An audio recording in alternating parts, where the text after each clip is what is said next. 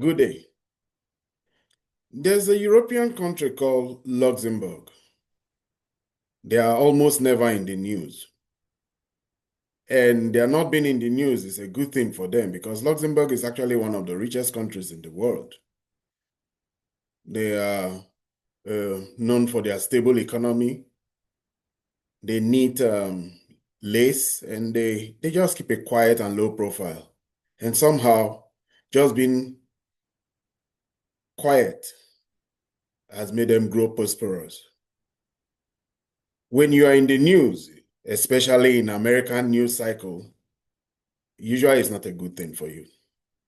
But today, two African countries got into the news, and they got into the news for what you will say is a good thing.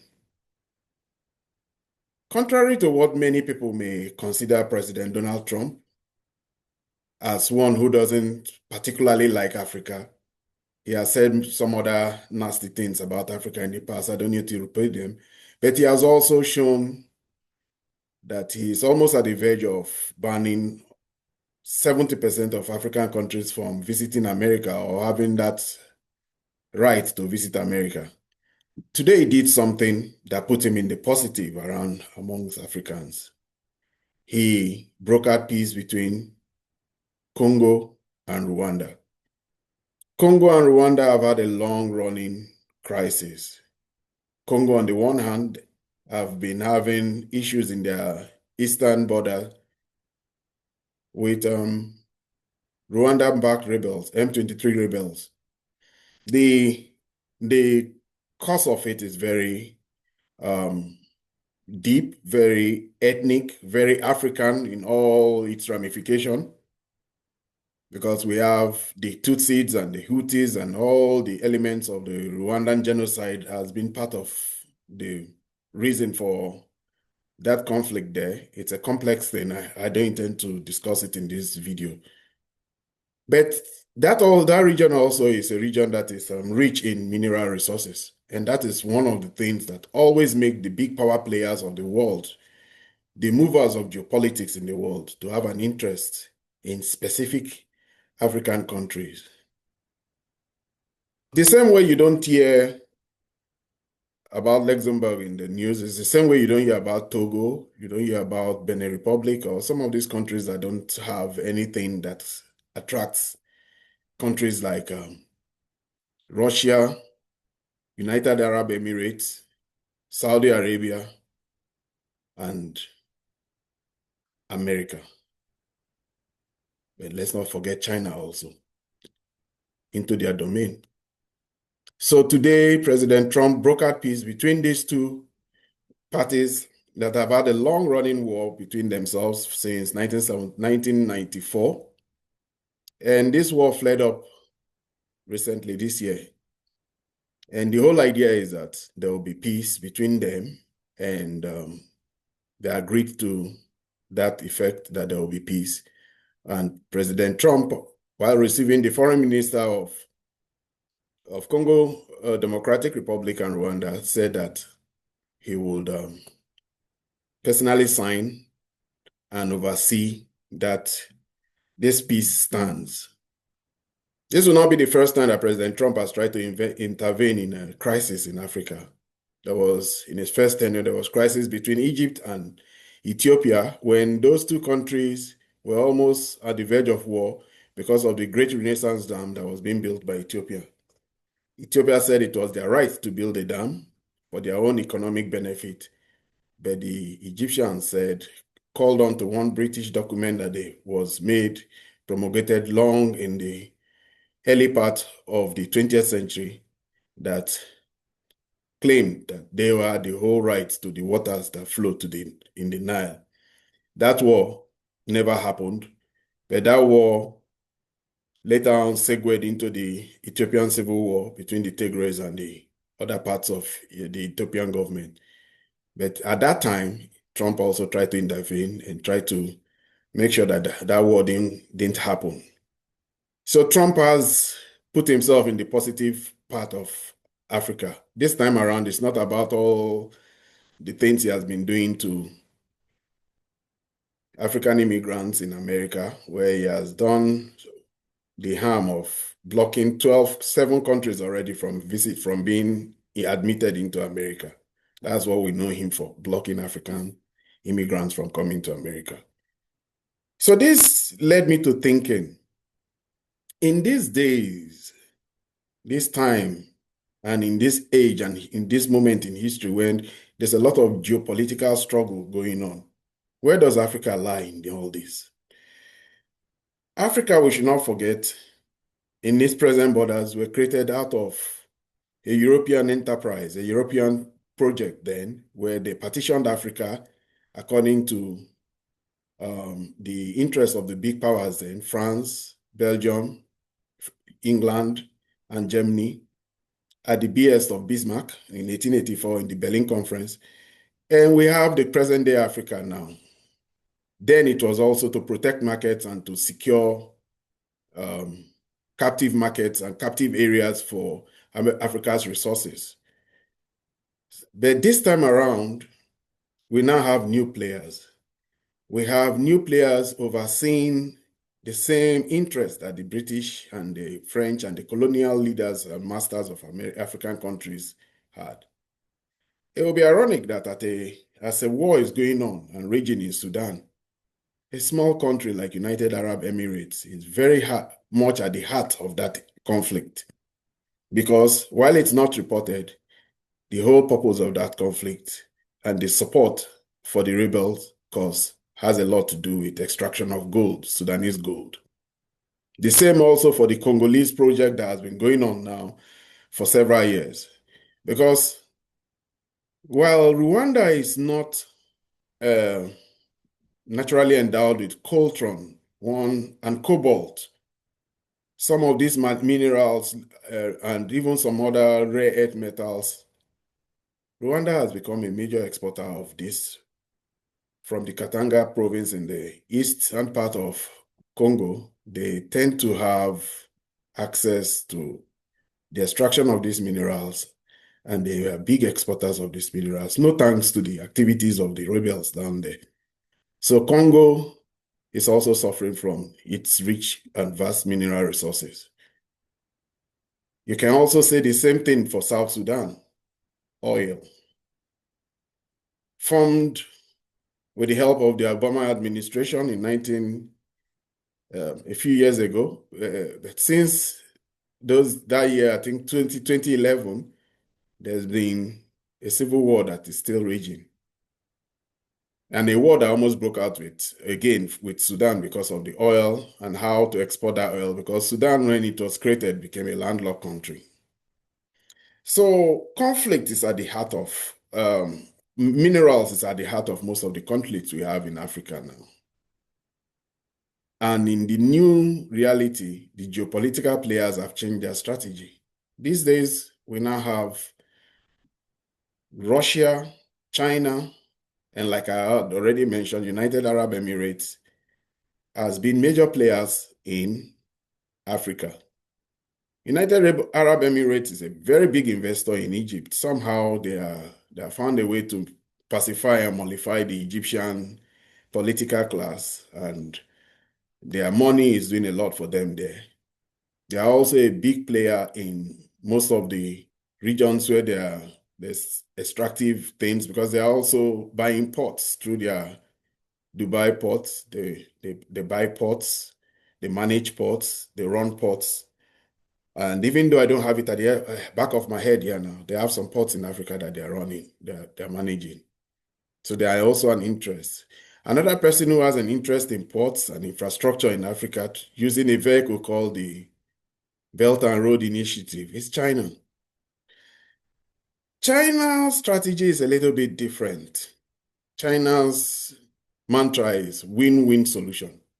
So what China does is that China comes and they sign an agreement with you. You become part of the Belt and Road Initiative and framework. And 53 African countries, save for one country who's stubborn. That country's name is Switzerland.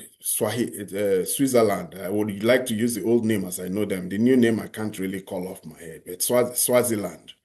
They are the only ones who recognize Taiwan, and for that reason, the Chinese don't carry them along. They're rebels to the Chinese cause. the Chinese consider anybody that recognizes Taiwan as not being their friend, because for them, the one China policy stands. So the Belt and Road Initiative and other kinds of incentives they give to countries have given China access to extractive mineral industries that are long in Africa, much more than any other country has attained. They have used a win-win solution to become major miners of lithium in Mali, miners of cobalt and copper in Zambia, cobalt in Congo. They've won all the mines, and it is this downstream ownership of these mines that has made them so powerful in the supply chain of all the minerals you can think of, because ultimately they take this ore from Africa and they send it to their country where they are the biggest processors of most of the minerals. So what has America been doing in Africa in recent times? The simple truth is that America just wasn't interested in Africa, and they've paid a big price for it. Africa has become a domain, a strategic domain from which they can play their geopolitical games, observe what's going on in the world. And for that reason, since security interest has always been America's interest in recent times, America has 35 or 34, whichever one you want to believe, bases, military bases, some along the Red Sea coast, in Djibouti particularly, along that coast, Somalia, where they were taking anti-piracy actions, and even in the Sahel, where they built a drone base in Niger Republic and helped overthrow a Nigerian government because the Nigerian government at that time refused to allow them host that base. So the presidency of Goodluck Jonathan felt the full brunt and anger of the Obama regime. These are all geopolitical games that are deep realities that we know. So America's interest in Africa has not been as economic as it once was, because things shifted from Africa. The multinationals who were the major players in Africa, because we should understand one thing about America. America's involvement is mainly through private enterprise. The multinationals, as we know, the big multinationals come and then they tended to be in the extractive industry, ExxonMobil, Chevron for oil industry, and they tended also to be in travel and tourism, like the hoteling groups like Intercontinental and all. So these are the multinationals that tended to play in Africa. They have Cargill, they have the food, P&G, the food and consumer goods products, fast-moving consumer good product players also, Huggies and all those other ones, Kellogg's. That's the kind of people you find. But tying American private business into American public policy was always, there's a dichotomy. But it's not the same for China. China has been more strategic in its own engagement. The government comes through what you will call state-owned enterprises. They build railroads, they build hospitals, and in that same way, they also get licenses for extractive licenses for minerals that host countries have. Like I said, copper in Zambia, oil in Nigeria, and just like that, lithium in Mali. But most recently, one player in Africa that has become very, very prominent, opening many embassies and renewing its relationship with Africa since the Soviet times, which had dwindled since the Soviet times, is Russia. Having been kicked out of the major Western institutions, Russia has moved towards getting new friends in Africa, and they've been welcomed. They've been welcomed in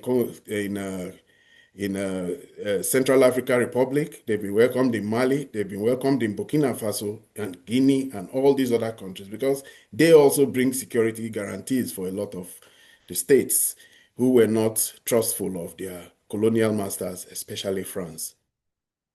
So this is where Africa is now, being tossed around by these big players, being um, useful at one time, mainly for their extractive industry, useful for their strategic locations for military bases, and now also being useful for their strategic position also as replacement for security guarantees, as what the Russians are doing.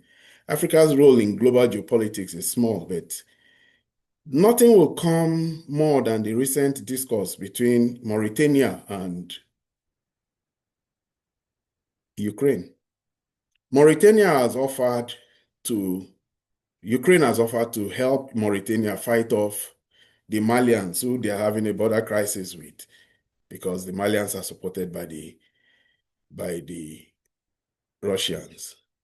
But the Russians are going one step further. They have increased their farm products into Africa. Recently, it emerged now that the farm and fertilizer products that they sell to Africa has expanded exponentially. Egypt particularly is benefiting from a very large inflow of Russian wheat, Russian fertilizer. For those countries that are agricultural like Kenya, they now source their fertilizer from Russia. New player, new game, and new entry points, because Africa now is a market, especially for Russia, that has access to that is discounting its oil and discounting its products like ammonia and fertilizer. So for those they found new markets in Africa. So Africa is now consuming large quantities of Russian wheat and Russian agricultural products. So this is what Russia gives back for some of those security guarantees. In fact, recently, it was even said that Russia is teaming up with Burkina Faso, where Captain Ibrahim Traoré, one of Africa's newest minted heroes, is making a lot of waves and is always flaunting his strong ties and relationship with President Vladimir Putin. Russia and Burkina Faso have agreed that they are going to explore the possibility of building a nuclear reactor in Mali. Wouldn't that in Burkina Faso? That would be interesting to see. So the role of Africa in geopolitics is slow, I would say. But you see, China has done something to America that has piqued America's interest in countries like Congo again. Congo is by miles, no country comes close, the richest country in Africa in mineral resources. They are rich beyond belief, but that riches of Congo is also the pain and the source of so much conflict for Congo. Rebel groups that want to control the mining at an artisanal level of cobalt, of all those things that they use in smartphones and they use in electric cars and they use in all these modern day gadgets. They are controlled by rebel groups. And for that, Congo has been experiencing several waves upon waves of conflict. It's a sad situation. So the government is weak. The government is not able to have the institutional structures, the regulatory structures, and even the power to exert itself and make sure that it can extract these minerals in a way that will benefit the Congolese people. Besides, that's also one of the largest countries in Africa. And recently, let me now go to South Africa, where the interest of President Trump for the welfare of the whites, because of a new law that threatens to disenfranchise the whites of the land that they had disenfranchised the blacks from, having several hundreds of years ago, centuries ago, has made him to intervene and say that he has created a refugee scheme where South Africans will be whites, but South African whites will be allowed into America.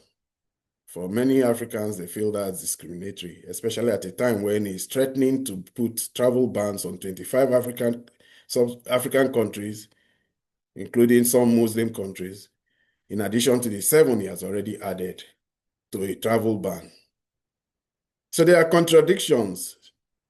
Today's peace treaty may sound nice, but it's, for one thing, like I was saying, was the fact that China has sewn up the whole rare earth metals value chain and supply chain.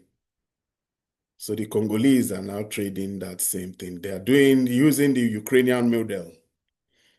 We have rare earth metals, we have very valuable metals. Can you come help us to get peace and enforce peace, and then give us security guarantees, and then we give you access to some of these metals. It's rare earth metals that you want so badly so that you can bypass China. I think some policymakers in America may have determined that this is a viable option, and they have sold it to Donald Trump. And Donald Trump has, for the first time in a long time, shown a nice face to an African country or two African countries. He wants peace so that American businessmen can go into Congo and start to extract, but they also will still have a problem. They can extract, from all the mines in Congo, but they will still need to take to China to process, because all the processing of every single element and metal on earth is still done in China. Nobody can escape China in 2025. Maybe in 2030, you may build some capacity somewhere else, but as at 2025, all roads lead to China. That's just the way it is. China is big in Africa, bigger than anybody can think. They have settled themselves. They give loans to many countries without some conditionalities. They build hospitals, they build roads, they build infrastructure, water plants, and all they want is access to your minerals. And now they have all the mineral deals in every country that every African country that has something to offer China. They have already tied up those deals. And recently, China gave America one black eye. President Trump comes and says that he's doing the tariff liberation day on April 2nd, and then he lists some tariff regimes for some African countries that you should remember, used to enjoy what we call AGAWA, African Growth and Opportunity Act. They threw it aside. They have told a lot of countries like South Africa that they've fallen out of that regime. Uganda has fallen out of that regime because they refuse to allow LGBT processes. And then he now comes and puts tariff on almost every country in Africa, including Lesotho that has almost 34% tariffs. And what did China do? China says at a recent ministerial meeting in Changsha in China there, near Beijing, they said, you can come and bring your products to China, zero tariff. For 53 countries in Africa, zero tariff. This is what's going on now. 53 countries, zero tariff. America is putting barriers for Africans. And this is the geopolitical game that is going on between the big players. Russia is selling wheat, selling fertilizer, giving security guarantees. China is doing its Belt and Road and giving zero tariff. America too has finally, for the first time, shown a face that is positive. We like it. It's very nice. At least Donald Trump is no more calling African countries some exotic names. I won't repeat that. It's not calling African countries any. He now needs rare earth metals, and he has gone to Congo to make peace so that American companies can come and do the digging. We wish him well. This is where I end my video for today. If you have any idea about what I've just discussed, please put them in the comment section. If you're new to this channel, please subscribe, like, and share until I see you in the next video. Thank you.